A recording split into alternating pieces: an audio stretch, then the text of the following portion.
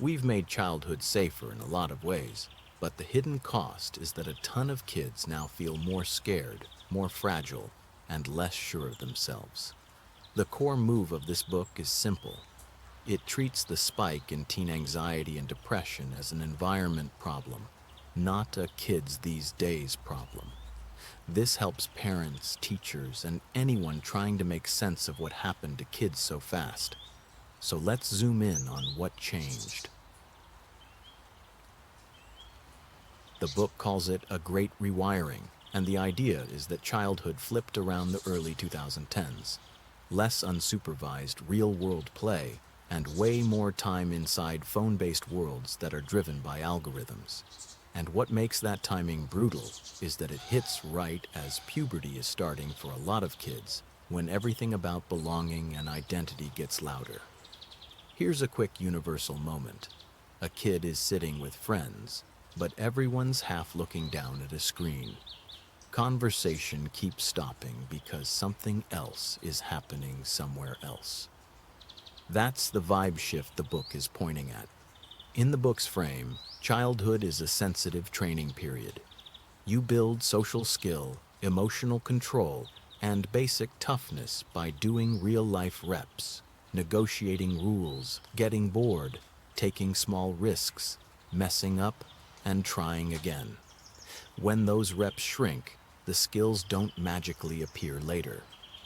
And when the phone world becomes the main hangout, the practice field changes into something way more intense and way less forgiving. To be clear, the book isn't saying tech is evil. It's saying the balance changed fast at the exact worst time. And that's a big reason the mental health stats changed fast too. And yes, this is the argument in the anxious generation. In plain terms, childhood got digitally deep before kids were ready. But why does the phone-based life hit so hard emotionally compared to other changes? The book lays out a couple main pathways, and the first one is social comparison and status games on social media. In real life, social pressure used to have breaks. You went home, and the day ended. In the phone world, your social world follows you everywhere, all the time. That means the ranking never fully stops. Who's included, who's ignored, who's winning, who's behind. In the book's framing, this is where relational stress gets supercharged. It's not just I saw something cool online. It's I saw it. I saw how people reacted. I saw what it implies about me. And I can't unsee it. And because it's constant, small things feel like big things. The second pathway is sleep and attention.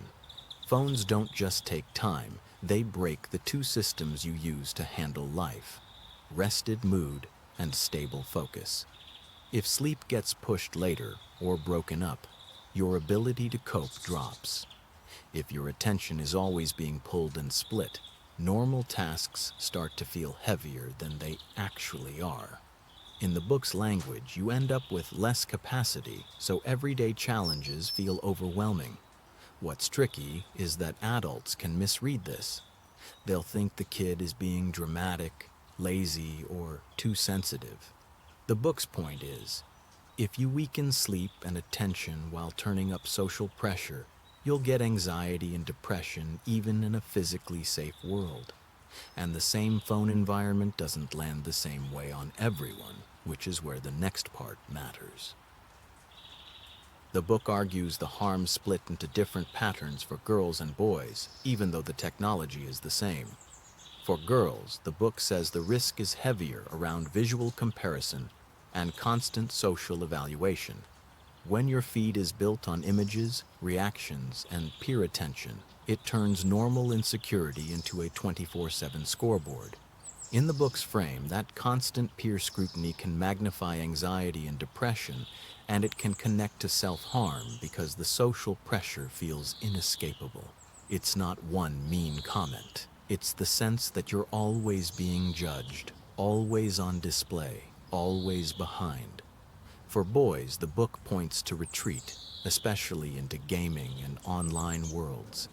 The problem isn't games are bad, it's the trade. When more time goes into online spaces, there's less time building real-world social ability, reading a room, handling awkwardness, learning how to push through boredom, keeping commitments. In the book's language, this can show up as isolation, apathy, and disengagement from school and work. A common misunderstanding is thinking this means girls need to log off and boys need to toughen up. The book's argument is cleaner. The environment is pulling on different vulnerabilities, so the damage looks different. Now here's the uncomfortable part. While all this is happening online, adults have been tightening the screws somewhere else.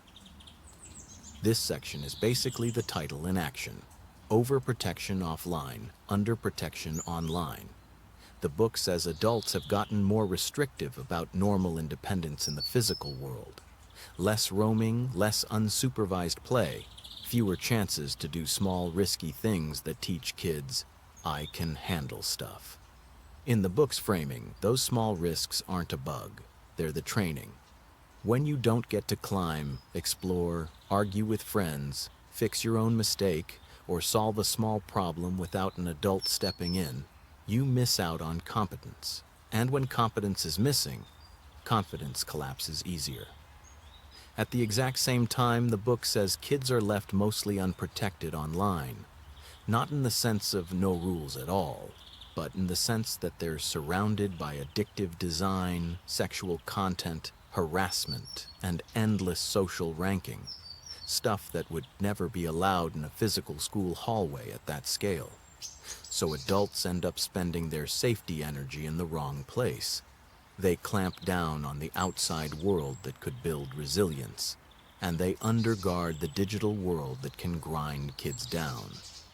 So the move isn't just take phones away. The book pushes for a practical reset with specific changes. The book's reset has two big lanes: rebuild a play-based childhood and delay and redesign the phone-based one. On the play side, the book is clear. Kids need more free outdoor play, more mixed-age time, and real responsibilities. In the book's language, resilience is built through experience, not speeches. Free play teaches negotiation and self-control because there's no adult referee solving every problem. Mixed-age time means younger kids learn from older kids, and older kids practice leadership and patience.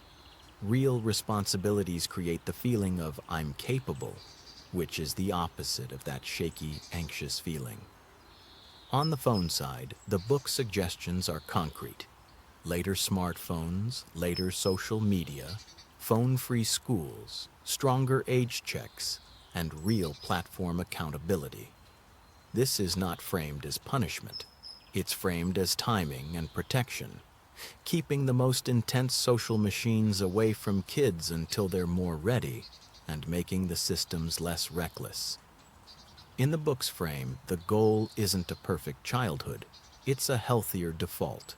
More real-world reps, fewer always-on status games, and fewer sleep-destroying nights. And the hopeful part is that this is not a mystery. It's fixable if enough people shift the norms together.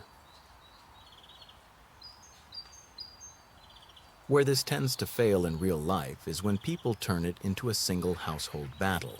One family tries to delay smartphones or social media, but the entire peer group is still living inside it, so the kid feels punished instead of protected.